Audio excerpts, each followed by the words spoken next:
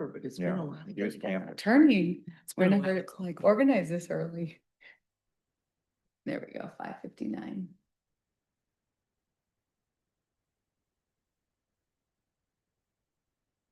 Okay.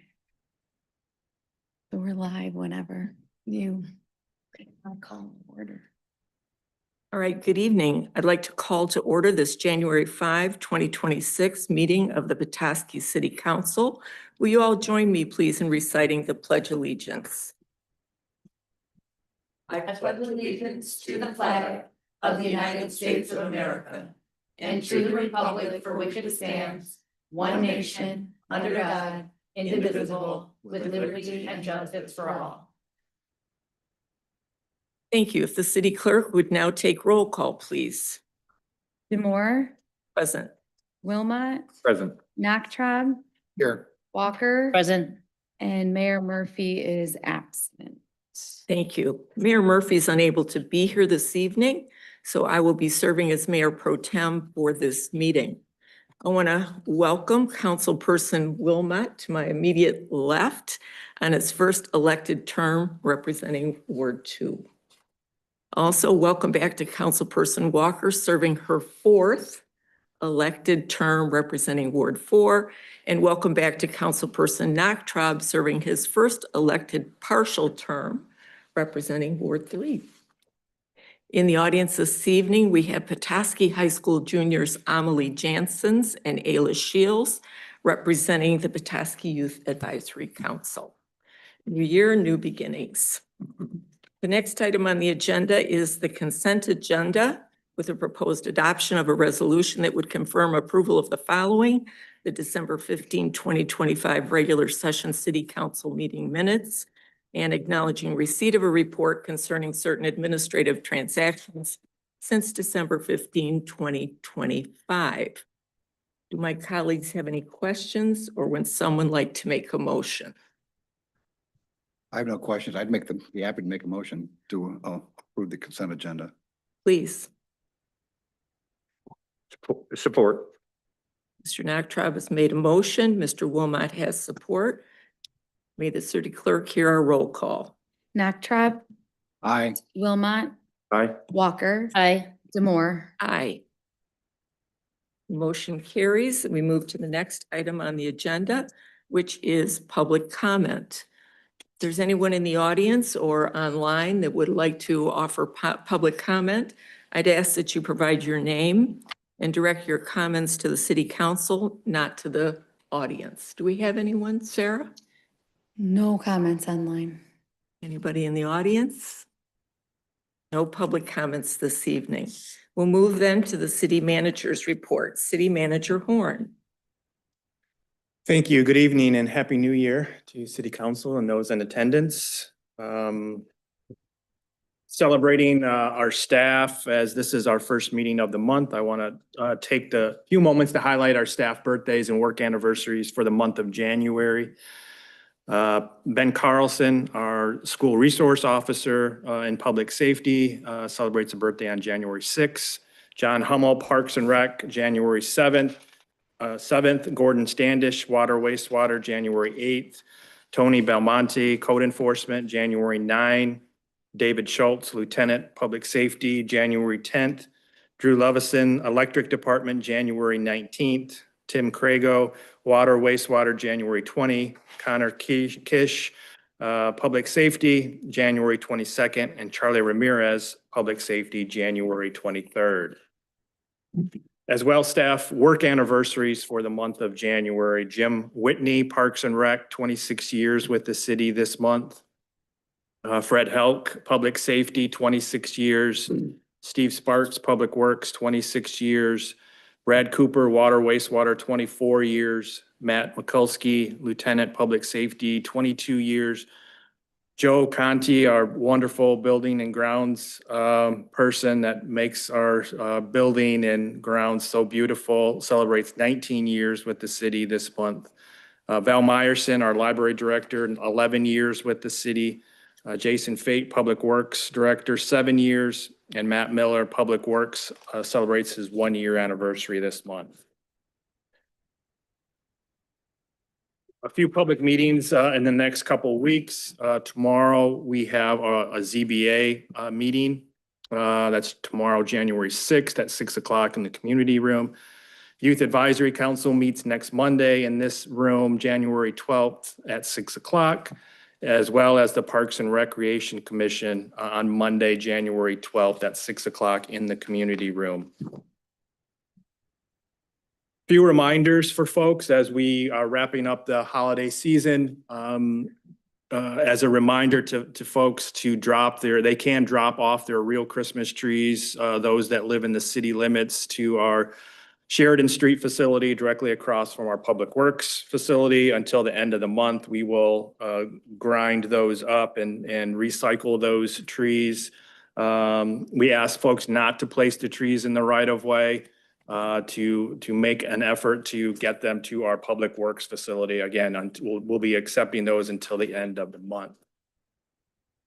As well, with all the snow that we've seen over the last month or so, just another reminder for folks to adhere to our seasonal parking, our winter parking restrictions, moving their vehicles, alternating sides of the street each day, depending on the day and your street address. As I drive around the city, I still see a lot of folks that haven't quite adhered to that. We see a lot of cars that it appears haven't moved for a number of weeks. So we'd rather not write tickets and tow vehicles out, but to facilitate getting roads clean from curb to curb, it may require us to move in that direction. So we really want to see our residents assist us in this effort to get our streets clean from curb to curb by adhering to this alternating on each side of the street. So just another reminder, and we'll try to push out another reminder through our social media as well to hopefully help and assist in that effort. Wanted to kind of throw a shout out to the Winter Sports Park staff. We have been extremely busy at the Winter Sports Park, really celebrating our winter season. We've had a number of folks that have come out to enjoy the ice rink, the sledding hill. We're still struggling a little bit in the hockey rink area to get ice to form, and the concrete kind of keeps the ice warmer than what we would like. So we're going back through that process again this week to reflood that hockey rink area. But the large rink is in wonderful shape. It's even larger. The rink we were able to take advantage of a little bit larger space, and we had firm enough ground so we could expand the rink area a little bit more than we have in the last couple of years. So that's been exciting to see. And then one just final thing, I was able to volunteer as well as council member Walker at the Crooked Tree Arts Center New Year's Eve celebrations. That was a very fun event. A lot of folks, it was, I have to give a lot of kudos to folks up in this region. They're pretty hardy folks. It was not a great evening as far as, it was very cold, very windy, very snowy, and the fire pits were well utilized. I think from the looks on people's faces, they were really enjoying themselves, and what a neat way to ring in the new year at 9 p.m. and get home at a reasonable time. And so again, kudos to everyone that volunteered to make that event worthwhile, and another great community event. Happy to answer any questions or feedback at this point. Anybody? Mr. Natra? Just a real quick question, Shane. Is there a time limit on enforcement of if they don't move? Because when they don't move and you have a lot of snow, it certainly it's a problem. I'm just curious, what's your?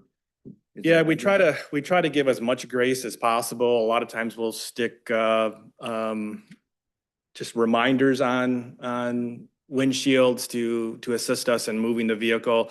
We get a number of folks that just complain about vehicles that are on the road, because if you're a neighbor to someone that's on the street and you're not really getting your area plowed effectively, that's impactful for you as well. So I was just talking to Director Carr this morning about this and how it's gone, and he said they have wrote a number of citations on this. Again, it's not something we really want to do. But to try to expedite, because it's very impactful for our crews to weave in and out of parked cars. It's very difficult to do that. And so we would certainly love to have people support us in trying to do this. Many communities, the community I grew up in, between 2 and 6 a.m., you had to be off the street. There was no on-street parking really for this reason. So we could just go from curb to curb, clean streets. This would obviously be a problem up here in our region for a number of reasons. So I'm not promoting that, obviously, but it's just the rotating should work. It's worked for a number of years, but we see a lot of the same players that don't seem to adhere to this. And we have towed and we will tow based on, feedback that we get, complaints from Public Works, street crews that are out. It's just not something we really want to get into. There's a car that's on Emmett Street that looks like it's been there for the last 3 or 4 events. So, I'm about to do a little door knocking to talk to my neighbors, introduce them myself. so it's just, again, it seems like it's an ongoing educational campaign that we have to have. But we're trying to make the best of it. It's just been obviously it's been one of those storm event after storm event that we've had. And we're actually getting to the point where we need to start pulling some of our intersections back from a sight line standpoint because the snow is starting to accumulate.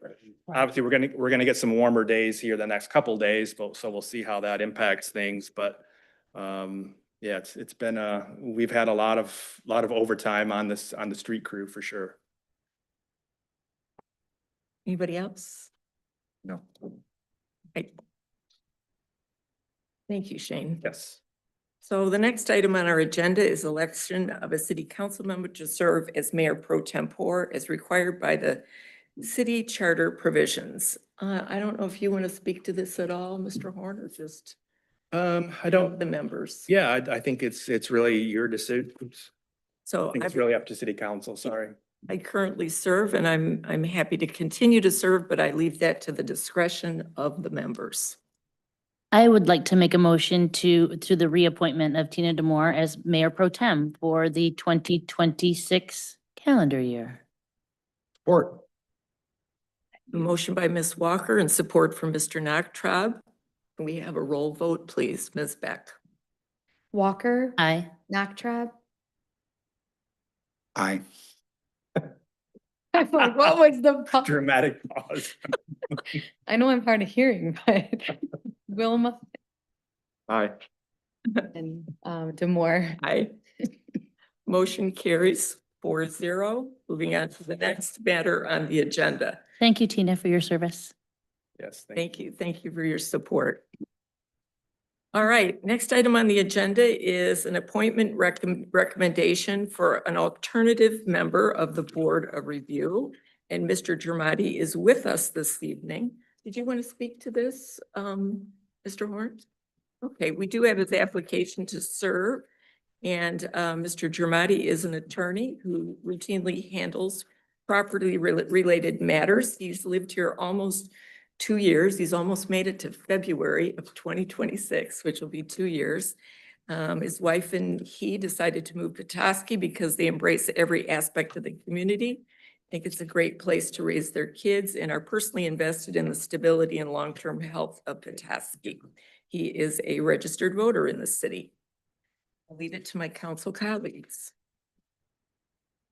I'll be happy to make a motion for the appointment of Benedict Giormani for a 3-year term ending April 2028 to the Board of Review. Support. I have a motion by Ms. Walker, support from Mr. Wilmot. We have a roll call vote, please. Ms. Beck? Walker, Aye. Wilmot, Aye. Nachtrab, Aye. Demore. Aye. Congratulations, Mr. Germati. Thank you. Yes. Here to serve. And thank you. And you're the alternate? Okay. Are you gonna do the training? Okay, that's it. I think that one of the most important boards, You can turn your speaker on there. Yeah. I actually think it's one of the, being biased a little bit, I think it's a really important board.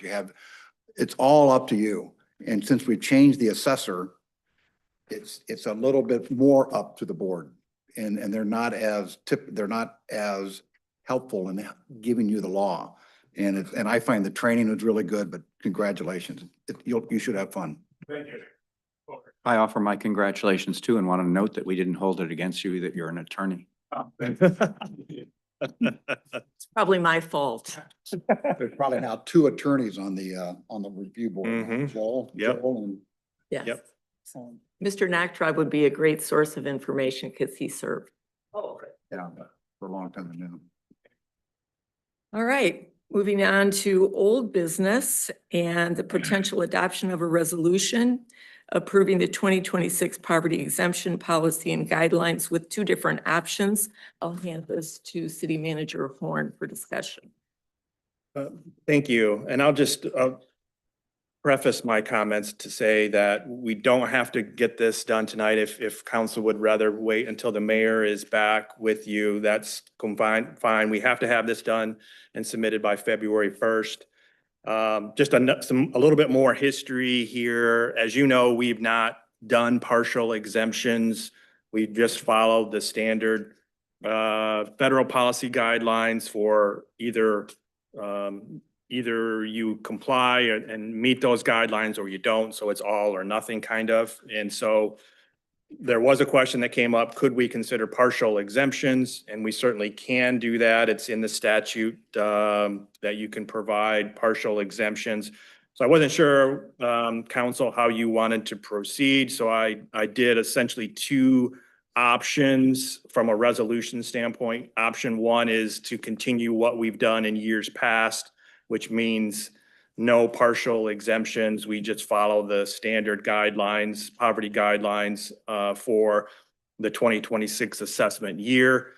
Option 2 does, everything's the same except that, and this is just my, you can change anything on this sheet, on this spreadsheet that you'd like.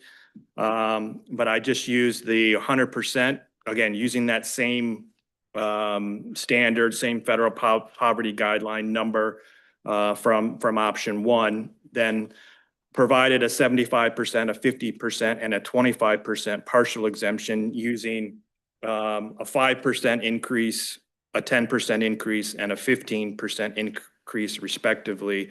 And again, those are just, those numbers there's no magic to those numbers. That's just something that to start our conversation, that's what I plugged in. I did talk to our assessor and he thought that was a good place to start as well. He did say, our assessor did say he has, I believe, 11 or 12 jurisdictions that he Over 13. provides contractual assessing services for, and none of those jurisdictions provide partial exemptions. He just wanted that to be known as well. Not that they can't be done, but just for your guidance, if you will, I wanted to provide that. So everything else stays the same. The asset test is standard from option 1 and option 2. Nothing changes there. Those are guidance materials provided by the Department of Treasury. We don't really receive a lot of applications, and likely it's due to it's a fairly substantial process to provide all the verification documents that are required. Compiling all those and submitting all those is a pretty substantial process, and maybe that's why we don't receive a lot of applications.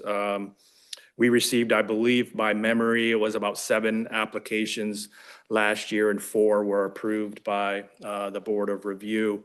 So I don't know where, if we do partials, how that could impact our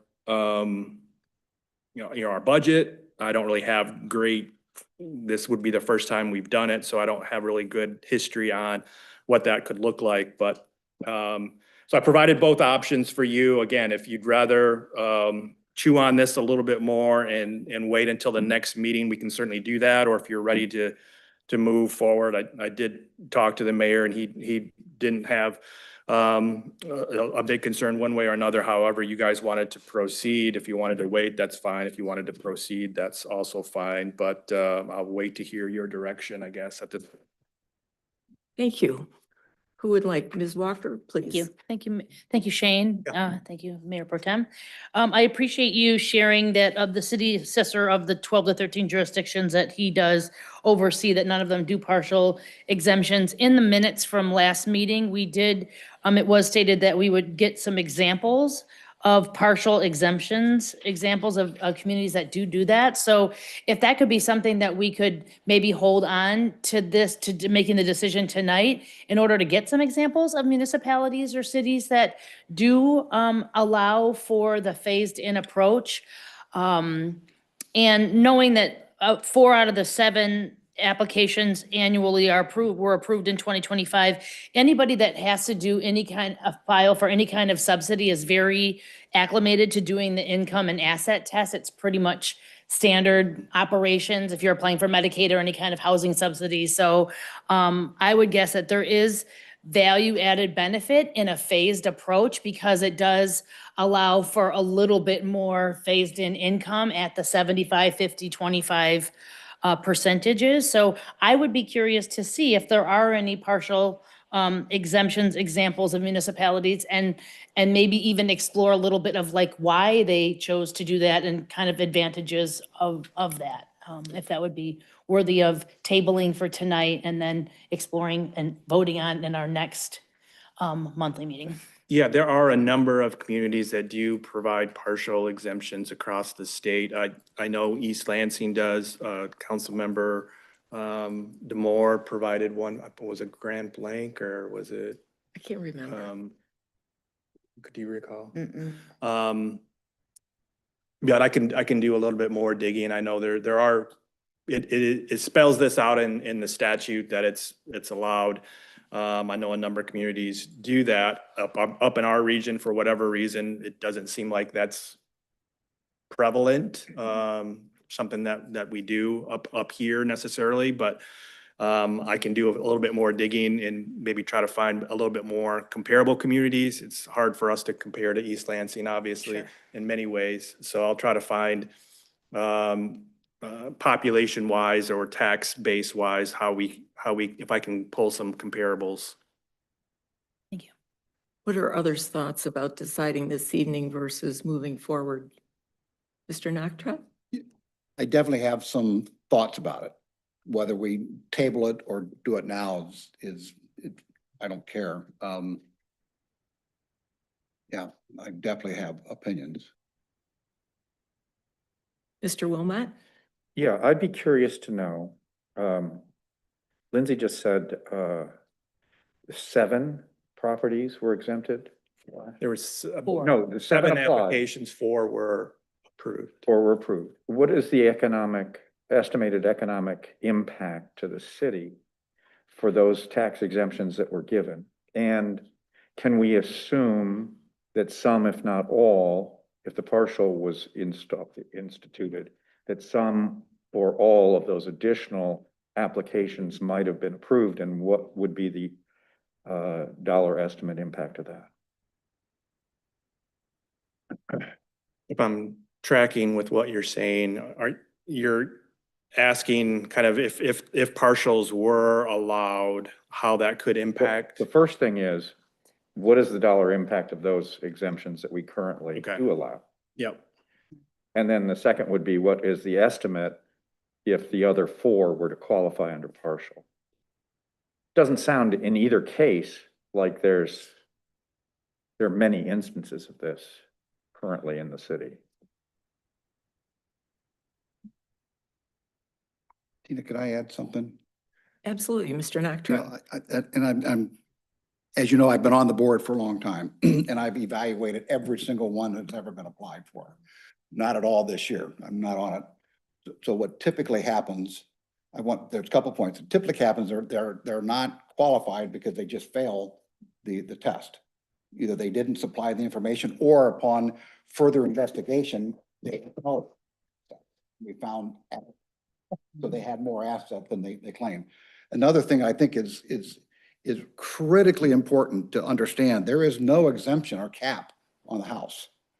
So you could have $100,000 home, or you could have a $2 million home, because the value of the home is exempted in the asset test.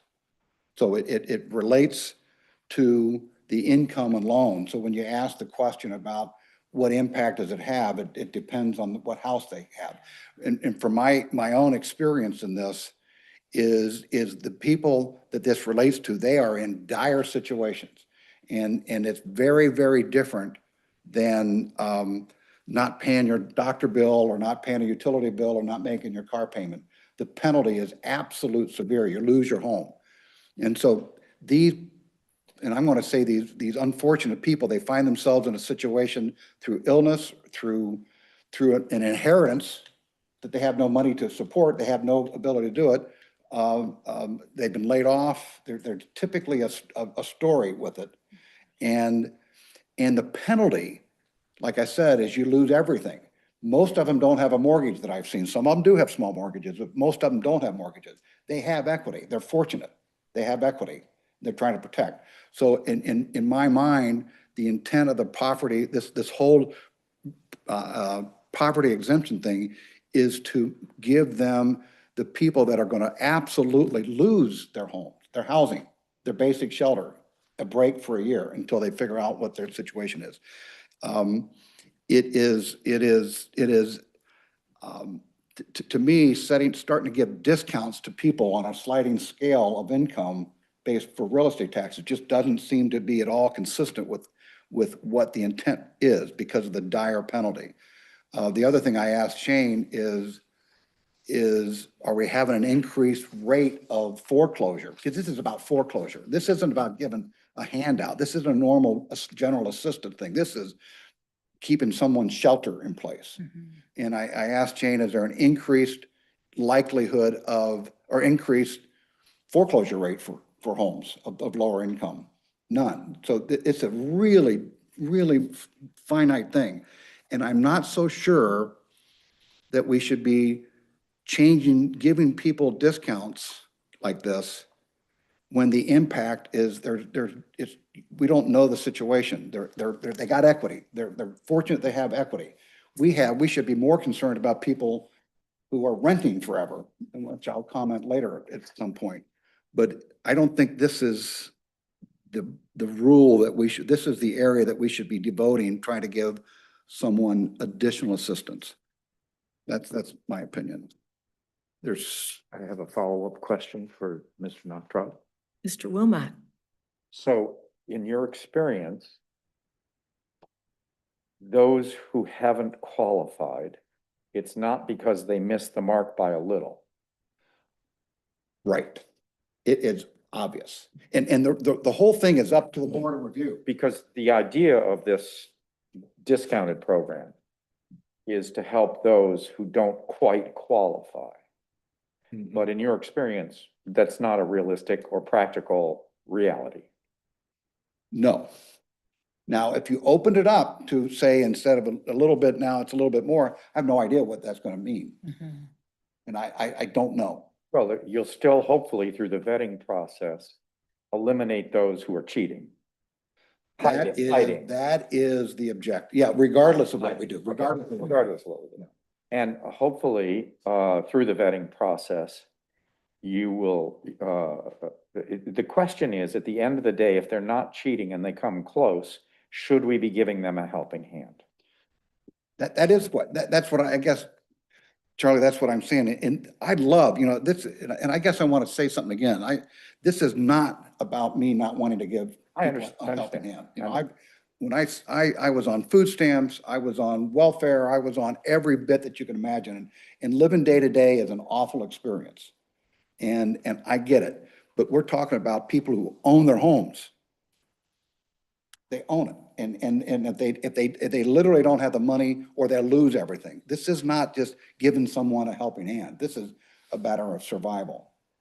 And that's it. Now, if you say you want to increase the poverty level, and I did a lot of work on, and we should look at, whether you like chat or not, is the vast majority of the cities don't do this in Michigan. There are some, but the vast majority don't. So Don't do, don't give anything other than the poverty, the vast majority. Okay. But that's just based on chat GPT.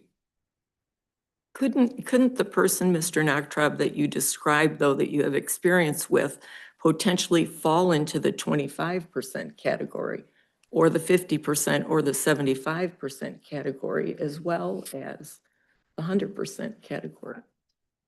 Yes, yes, but the objection is we are, I'm not sure we should be looking at this as trying to help someone. The individual homeownership, the dignity of homeownership is big.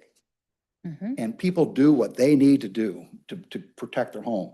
And to change this around, except for the dire people, it just seems like it's a slippery slope of starting to giving people based on income a discount on their real estate taxes. And I'm not sure I'm following the logic of that, because we already have definition of poverty. Now, if you want to, and I get what the statute says, I'm not seeing a need. I'm not seeing an increased foreclosure. The penalty is dire. It's not about giving them a few $100 break. It's about them losing their house. It's a big difference, as opposed to other things that we do in this city, that comes before us, where it's really helping a lot of people. but if they're close, but don't qualify, we are helping them save their house. They're paying for it. They're not, but the thing is, according to Shane, and at least what I saw before, according to Shane, they're paying it. They're paying their real estate taxes. It isn't like we have people that they're foreclosing because they missed a little bit. That's not occurring. That's the fact. So based on the information I have available to me right now, and I'm interested to learn what Mr. Wilmot, Ms. Walker have asked about, I'm fully in favor of this. First of all, the fact that other people, other cities, municipalities don't do it is totally irrelevant to me, because we always want to be in a leadership position on issues. Further, we have extended tax breaks to developers over a 12-year period of time. Why wouldn't we extend a tax break to those in our community who are the least economically among us? I wouldn't understand why we wouldn't do that. As an example, I understand these are homeowners, but I kind of was trying to think about how to provide a framework for this dialogue. And so I looked at both the lofts and the block to see what their lowest rental rate for an entire year was. And that's around the number $15,000. So if we look for one person, a studio. So if we look at one person at the 25% rate here with earnings of $17,998, in that hypothetical scenario, that individual would have left $250 a month of expendable income through the whole year, assuming, that was their cost of housing. Again, that's a hypothetical. But pending further information as I look at this now, I think it's something really important that we should do for people in our community. And there may or may not be people that qualify. But again, if we can extend tax breaks to developers, we should be concerned about these individuals who are facing economic challenges. That's my perspective on this. I go circle back though, since we've got two folks sitting here who are interested in more information, are we all good with waiting till the next meeting to move forward? Yes, I'm good with waiting, but I'm still trying to get my arms around Councilman Nachtrab's issue here. So if you don't mind, another couple of questions. You go for it. So in this one, for instance, if someone is in the 25% category, a single person who has home ownership and is making $17,998 a year versus $15,650, and that's the only difference between that person and the 100% person, we shouldn't give them relief. It's not gonna do any good, is what you're saying. They're gonna lose their home anyway. No, no, I guess I'm not following your question. Well, So if someone is making 17,998 versus 15,560, and everything else being equal, all of the other criteria are met, and they're disqualified because they're making $2,000 a year more.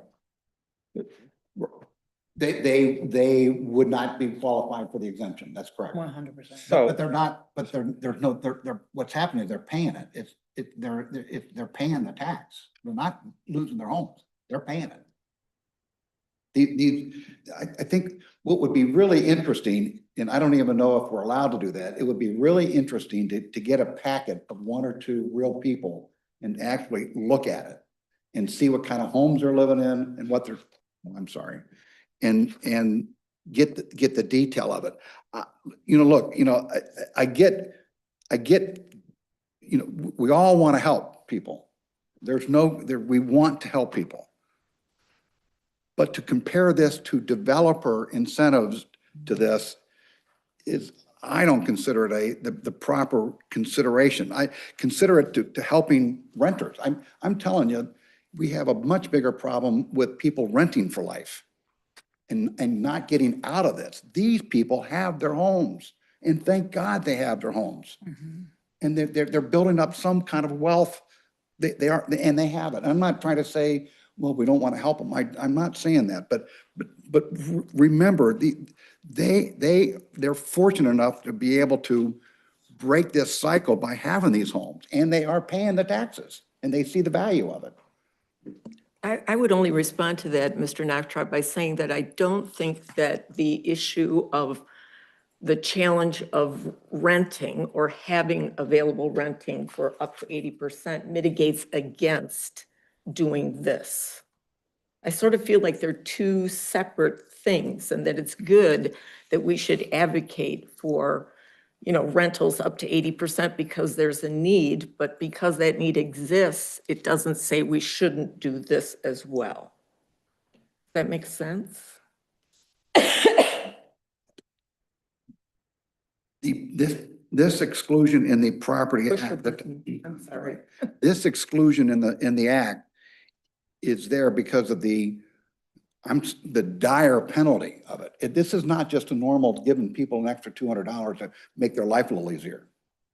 And what I'm trying to say is the existing property laws are set. And if you want to, because all you're doing, you're not going to save their houses. And if anybody votes on this because we feel like we saved someone's houses, that's not the reality. What you're doing is you're increasing the amount of a discount is what you're doing. They're not losing their homes because that's not happening. But you know that the other exemptions are in the statute as well. Available to use. What's available is we're allowed to do 25, 50, 75, and 100. Right. We can set whatever income. If you want, we could set any income. We could start increasing it to have them be $100,000 to get a 25%. I'm trying to understand the logic of trying to give people discounts on real estate taxes based on income when there's no driving need for it. I'd rather give it to other people in need, and there's a whole bunch of other areas of need in this community. Well, I'm assuming, this is new to me, so I apologize, but I'm assuming that if they qualify for 100%, they don't pay their property tax on their home. Zero. Correct. So that is a big help to them keeping their home. They may have to default, they may have to foreclose anyway, they may have to move, or whatever the case might be, but at least it's a helping hand for those people that have passed the litmus test for dire straits. Charlie, I 100% agree. Okay, so It's a one-year basis. It's every year they've got to come back. that's a year. So I'm still missing the logic that if they miss that target by $2,000 in salary, all other things being equal, that we shouldn't give them at least something to help them out and it may not be enough. They may still end up losing their home because it's not enough, but. Ms. Walker. Thank you. Mayor Pro Tem. Excellent discussion, gentlemen. I think that what this is offering to me is a tiered approach that will allow more people to apply. Because if you look at the income qualifications at 100%, that's going to eliminate your ability to apply right off the muscle. You won't, if you know that your income is more than $15,000 a year as a one-person household, possibly on a fixed income, possibly on Social Security, then knowing that you're not going to go through the motions of applying if the income limitations at 100% are already set. I think this tiered approach kind of opens up the possibility for more applicants. That's the way I kind of view it. And I understand and firmly believe that home ownership is a pathway out of poverty, absolutely. But many people are excluded in our current real estate situation from being ever able to be a first-time homeowner. And so renting is really the only option for them currently and the way that wages are set in our region as well. So I believe this tiered approach kind of opens up the possibilities for more applicants, which will also be an increased subsidy to the city. And we might have more than 7 applicants. It might open it up to 15 or 20 or 30 or 50. And I am also very curious of those that have been approved in the past. Are there people that apply from year to year? Because Pilot and Oprah are 12-year tax abatements. And that's a much bigger scale of things. And so I consider this tiered approach to be a very democratic way to offer the poverty exemption in a tiered approach that might encourage more applicants because the income limitations are less. I hope I've explained that correctly. So I am very much in favor of the tiered approach, but I do want to learn more about it and learn more about actual applications in the past. If there's a way to get an actual applicant while crossing off their personal information so that we can just view it in a kind of like, this is what an average applicant at the 100% poverty exemption looks like in the city of Petoskey in 2025, for example, of the 7 applicants. Mr. Wilmot. So if I'm tracking, Mr. Nachtraub, your statement, what about the possibility of just simply going with 100%, but lowering it to these numbers for the 25%? So in my mind, that makes more logic to me So because of the way that. Forget the graded because- approach, just make 100% the, yeah. So if you look at the detail of what this is supposed to do. Yeah. We're supposed to be not giving people handouts based on income for discounts. We're saving their basic shelter. We're saving their shelter. You're helping them. Because it's their only shelter they have. Right. And then whatever equity they have, they could have $400,000 of equity. They could have $200,000 of equity. They could have $800,000 of equity. You're saving that for them. And I think that is because of their dire situation. To me, there's more logic, and I'm not saying, to me, there's more logic in doing what you're suggesting is increasing the income amounts than just start having a sliding scale based on income for real estate taxes. Because of, maybe because of our housing stock, all that kind of makes more sense to me logically for this act, not just, giving somebody a discount based on income. Well, We're not having the foreclosure rate. These people are paying their taxes. So I would support that alternative. Okay, good discussion. Am I reading the consensus that following this good discussion, we're going to roll it over to our next meeting when the mayor is here to get more information? Thoughts? Am I reading the room properly, Mr. Nachtraub? And we all have some good questions for Shane, and I think it's critical that we get the actual data that we've asked for. What are the income levels of other cities that are doing this? A list of the other cities because I think we kind of swayed into a different kind of a thing here. And I'm okay with it. I'm not saying I'm not. I'm just saying there's a reason why, and I know you don't like this comparison, because just because someone else is doing it, I'm not saying that, but there's a reason why most of them aren't. This act wasn't created for what we're trying to do, although I recognize what you're saying. All right, thank you. Are you good? I think so. Do you need a motion to table on this? Yes, please. Okay, Before we motion to table, could you add to the list the actual numbers that those cities use as their The dollar amount? scale or? Scale. Yeah. It'd be really good. Income and then the percentages. I would just make the comment that, and I certainly don't want to push you into a decision, but we will need to have this settled at the next meeting, or we would have to have a special meeting before February 1st. So I'll try to get you this well ahead of the next meeting, so you have time to peruse through other communities, but we will need to get this resolved on the 19th. I'm good with that. all right. Do we have a motion to table? I'll be happy to make a motion, Mayor Pro Tem, to table this until our January the 15th meeting. 19th. January 19th, 2026 meeting. Thank you. All right, we have a motion by Ms. Walker with support by Mr. Wilmot. Ms. Beck, roll call vote, please. Walker, Aye. Wilmot, Aye. Knocktrab, Aye. Demore. Aye. Motion carries 4-0. Thank you for the constructive, lively, respectful discussion.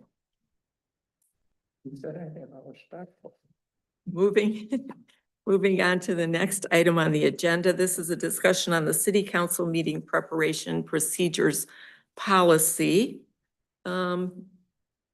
Manager Horn, do you want to open up on this one? Yeah, and again, I'll just throw out, if council wants to delay this discussion, we can certainly do that. For the sake of council member Wilmot, I did send out a month ago or so a request to get feedback on the current policy that dates back to 2012. It's been updated a number of times throughout the years. It's really a document based on today, and what we're doing today is somewhat, not all obsolete, but it does need some update, certainly. And I know I received the reason that Councilmember Demore's comments are in the packet is she did provide some markups and numbered those markups. And then I also had our city attorney review. This is really a policy document. It's a business document that you all will set as our policymakers. Staff, really, this is not our lane. We're certainly willing to assist and provide feedback on how it may impact staff, any of these items.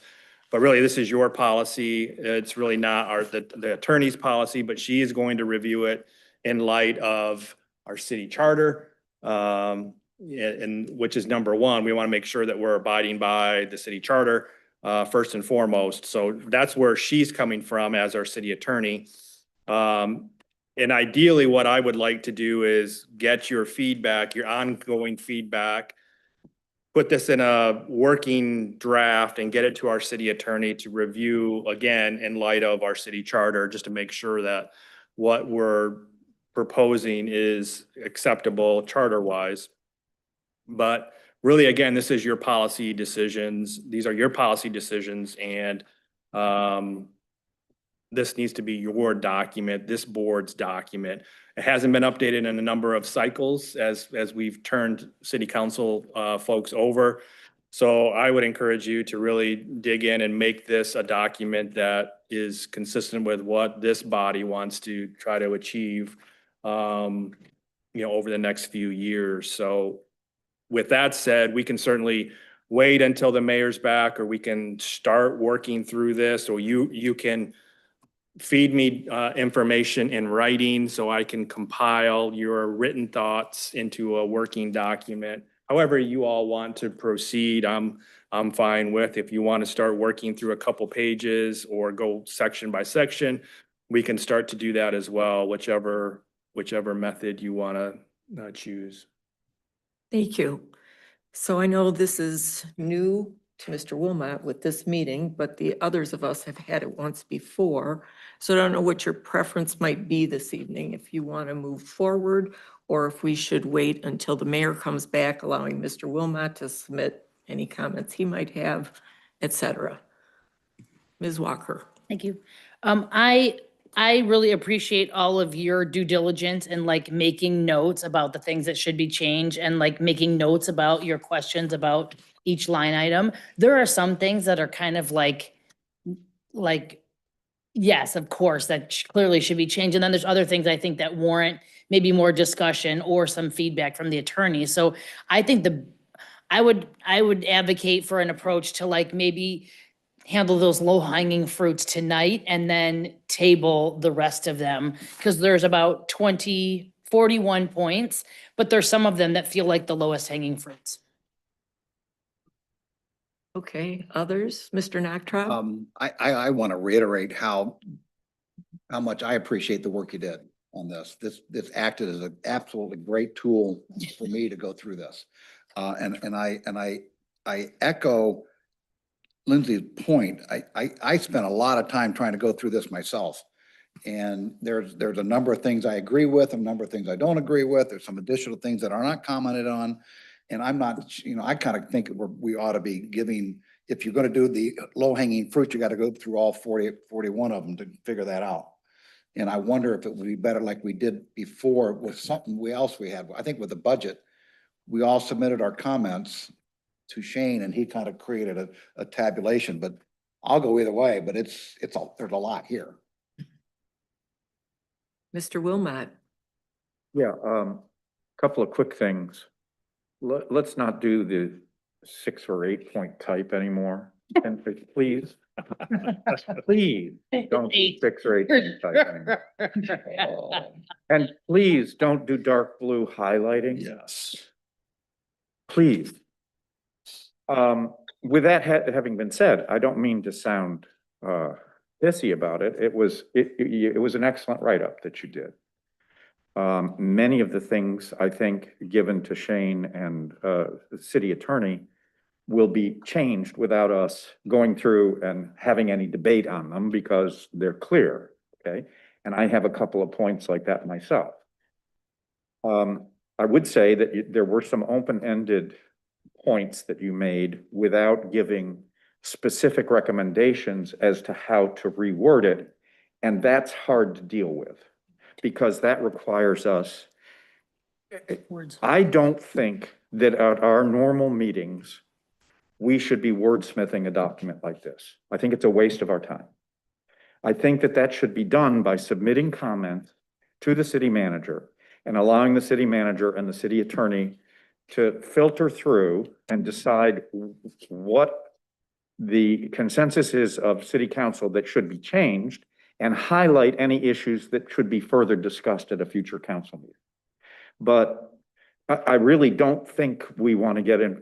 I would object strenuously to a planning commission session like we have in terms of text writing at our normal meetings. If we want to have a special meeting where we're delving into a document that we feel needs our attention, that's good. But normally we receive documents from boards or commissions that have been considered carefully by those boards and commissions.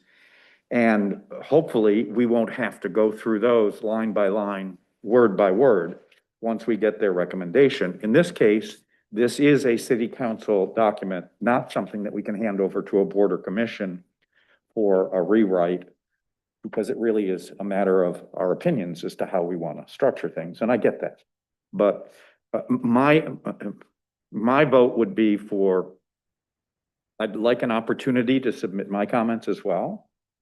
And I would suggest that the city manager take all of our comments and combine them and put their heads together with the city attorney. And I would suggest that we not have any direct contact with the city attorney in that process unless absolutely necessary and approved by the city manager. And then let them see what they come back with, highlighting the changes that have been made that need to be made, obviously, and the issues that might need further discussion for us at a future meeting. Mr. Nachtrab. So just from a clarification, it's my understanding Laura's already done the review, her review. And just for the record, I agreed with every single one of them except one. And so it would almost be pretty easy unless people had a lot of objection for her list. I kind of put this in 3 buckets, her list, Tina's list, and my list.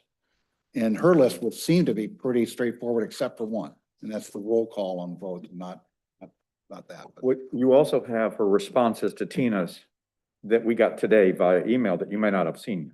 I have not seen that. Today. So first of all, let me say mea culpa to the blue highlighting. I'll begin with that. Second of all, my comments were just in response to what the city manager asked for. In response to you, Mr. Wilmot, many of these things are not legal issues. So for example, if a provision is vague or if it's repetitive, I don't think that's the job of the attorney to draft that language. She needs the input from us as to what is the content we wish to have. And that's a function of our position here in creating policy. So as far as legal issues, the legal issues that she raised were all independent of one thing that came up during the meeting where we discussed this. And that was the matter of limiting the total time limit for comments. So when I said that on the record, this was her response to say that's correct. You can't limit the total time limit. But it would be important today to see her follow up on her comments on page 46, because I had 2 questions. She had a provision about required votes. And I was confused by that Which because one? under 46, this, that would be the the 3rd paragraph down that starts required votes. And that was the email she sent today to say, in fact, you have to have 3 votes because the charter requires it. So that was one correction or change, update that she made today. And then my second question was under scheduled hearings, which is the paragraph right under that, because it was a provision in the old policy that said that the city manager could schedule public hearings. And my question just was, we've never had a practice of the city manager, with due respect, setting public meetings. So I was curious, when does that happen? Because we've always done it. So those were the only 2 things that she addressed today. She, to the best of my knowledge, has not gone through my comments at all because they are largely, I think, pretty much all having to do with things other than legal things. So that would be my response.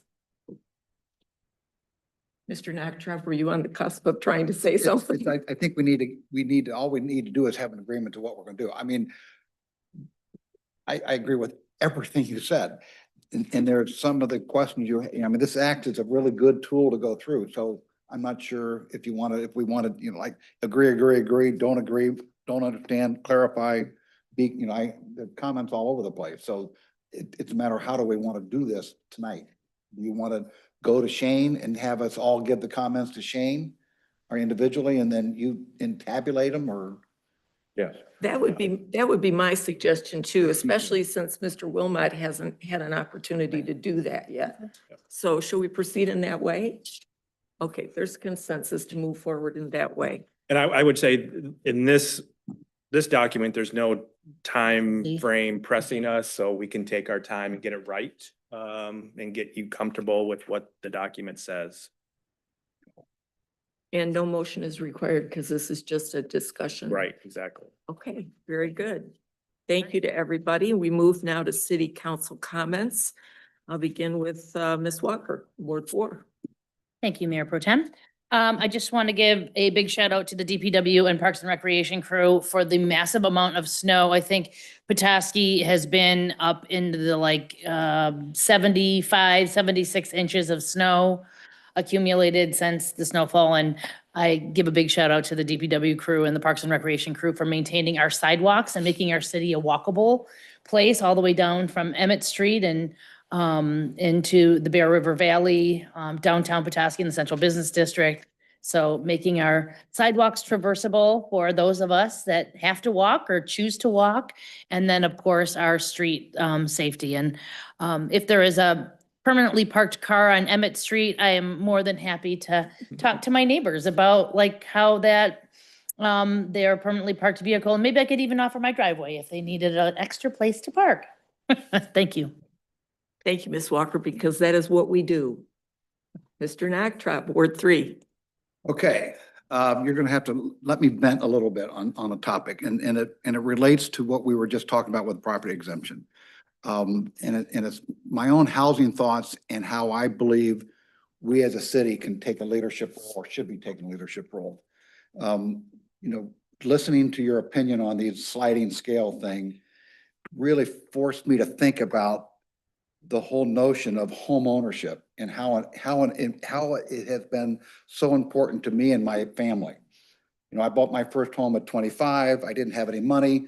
I found myself at 19 with a baby, married, no money, no nothing at all. And when you get a home, it is critically important to have your own backyard for your kids or your dogs. And you know, I was fortunate to borrow money from my grandfather to buy a house, and it was all good. And now next point is, I was talking to someone in Ward 3 who wants me to tour her neighborhood. And it was in relationship to our new ordinances that we passed this past year about obsolete or bad houses, and we included the residential. They need to upgrade and maintain them. And she made the comment to me that she liked the ordinance and what we did to include residential properties. And there's a number of homes in her neighborhood, and the owners would love to be able to update, but they don't have the money. And so you put them at risk for violating and ultimately foreclosure. And her idea was not so much that they just flatly don't have the money. And her idea is that we should come up with incentives for people to improve their homes and provide something for them to improve their homes, have awards for the most improved in the community, and basically do it like we do with Christmas trees. And she took it to a different level of trying to take, you know, having the pride of reinvesting in your house. And we should be taking a lead in some way, providing that. Third point is, and this all connecting to the same damn thing, the same thing. We've got some great housing projects for rental housing, affordable housing. I think that's great, Lindsay. And I think it's the greatest thing since sliced bread that we're trying to encourage housing to rent at an affordable basis. I want to do that forever. The problem I have with it, they are forever renters. Typically, you're forever renters, and the only people that make the money are the landlords, and you're building their wealth. Ultimately, long-term is the landlords get wealthy, not the renters. I kind of think that we should be focusing as city government, focus on ways to promote home ownership in the low to moderate income levels through our existing housing stock. This not only creates long-term residents to stay here because they're working here, it provides them a way to build their own wealth long-term, and not the renters, not their landlords. And the pride and the dignity is crazy important to them. And they'd be very good citizens, long term, living here, working here forever. And I think we should be focusing on that. I don't think we need to start with a blank sheet of paper. There's a lot of local governments all over the place that have all kinds of tools that encourage home ownership. This council should make it a high priority. We should consider making this a high priority and focus on this as opposed to some other things we do. Not opposed, in addition. I'd rather say it that way.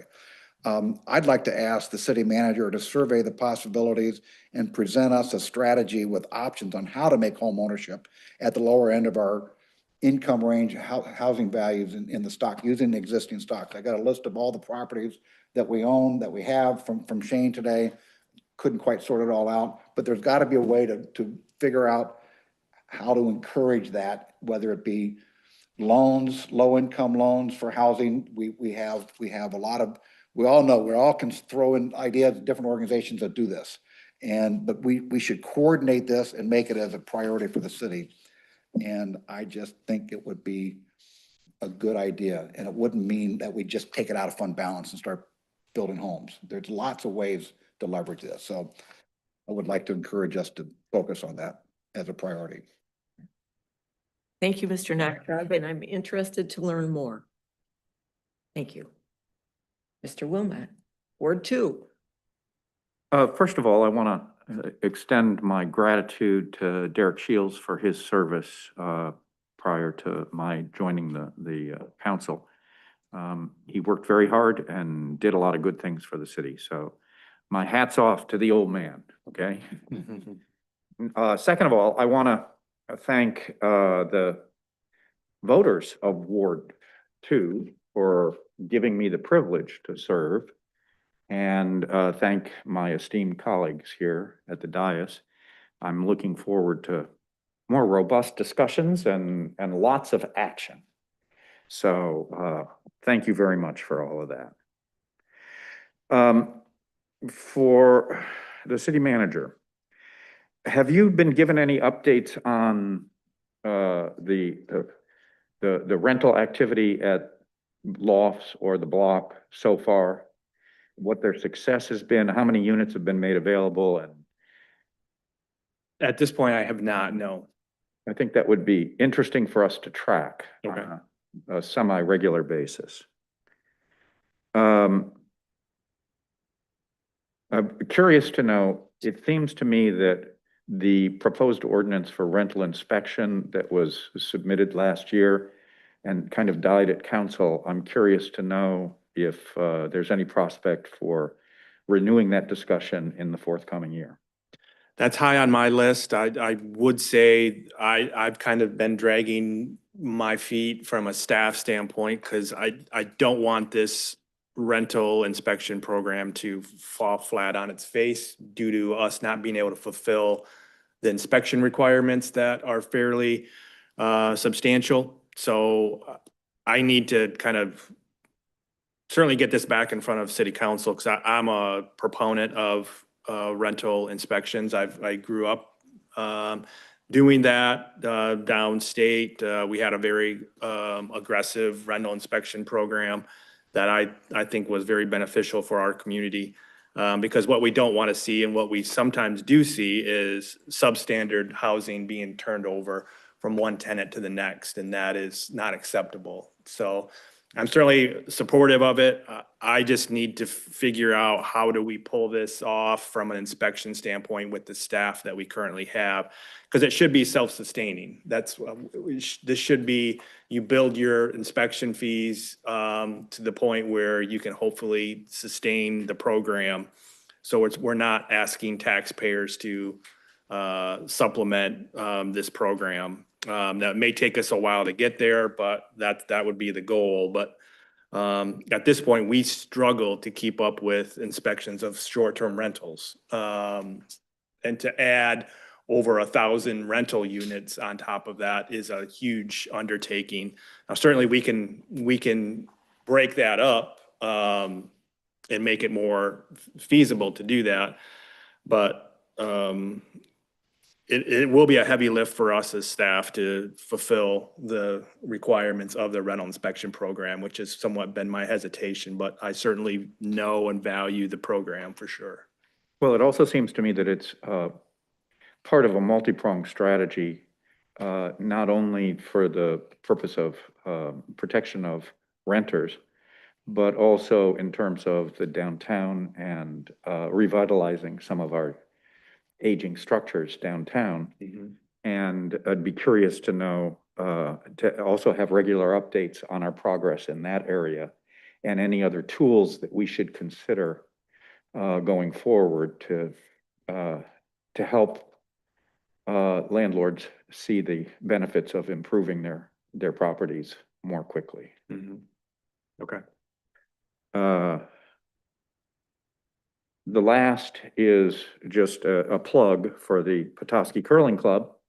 The Petoskey Curling Club will have its grand opening second grand opening at the Emmett County Fairgrounds on Saturday at 10 a.m. And I encourage anyone that wants to give curling a try and get it off your bucket list to go to petoskeycurling.com and/or Facebook and look for Petoskey Curling. Thank you. Thank you, Mr. Wilmot. So I just want to give a shout out tonight to Ms. Shields and Ms. Janssens who are in the audience as they designed the Petoskey Youth Advisory Council t-shirts, which will now be worn by the Petoskey Youth Advisory Council members henceforward when they are volunteering in the community. We thank you for your efforts. Wonderful. Thank you. There's nothing more to